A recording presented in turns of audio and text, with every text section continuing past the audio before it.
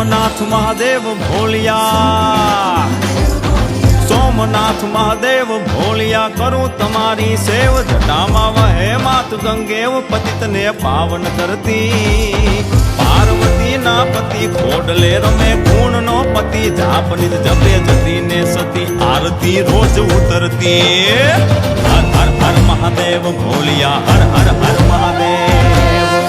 સોમનાથ દાદાના સાનિધ્યમાં રાજ્યના મુખ્યમંત્રી શ્રી ભૂપેન્દ્રભાઈ પટેલ સાથે એક ખાસ મુલાકાતનું આયોજન કરવામાં આવ્યું।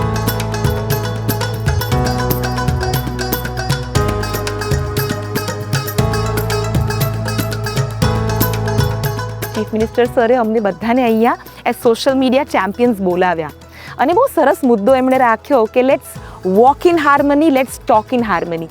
તમે જ્યાં જેટલા જોડે ભેગા થાઓ, ત્રણ વસ્તુ આપણા સ્વભાવમાં લાવી દેવી છે, એક સ્વચ્છતા, એક પેડ માકે ના અને કેચ ધરે, એટલે વરસાદનું ટીપે ટીપું પાણી ક્યાં બચાવો કાં જમીનમાં ઉતારો, આના માટેનો પ્રયત્ન આપણે બધાએ કરી જવા। મુખ્યમંત્રી શ્રી અમને જે સહજતાથી મળ્યા, અમારી સાથે બધી ચર્ચા કરી, અમે એમના બધા જે વિચારો સાંભળ્યા, અમને સાંભળ્યા, તો એક બહુ સહજ સેશન હતું અને ઘણું બધું ઇન્ટરેક્શન થયું। એમણે અમને ઘણી બધી સલાહ આપી, ઘણી બધી અમને શીખવા મળ્યું એમની જોડે।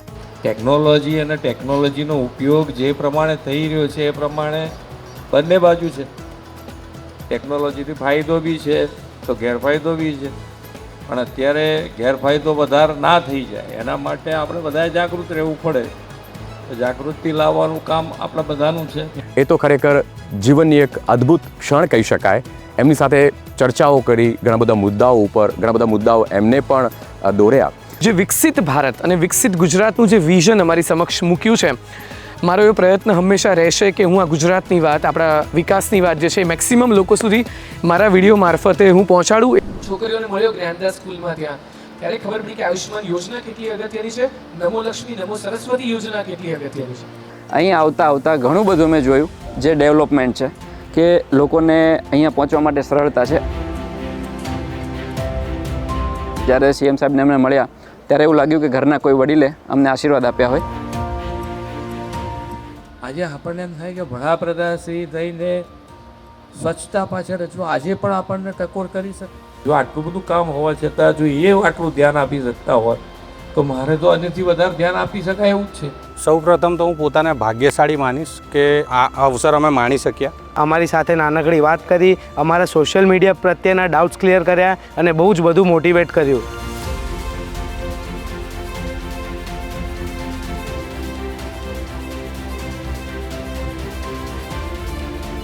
ખૂબ જ મજા આવી છે। જય સોમનાથ, જય જય ગરવી ગુજરાત। હર હર હર મહાદેવ ભોલિયા, હર હર હર મહાદેવ, હર હર હર મહાદેવ ભોલિયા, હર હર હર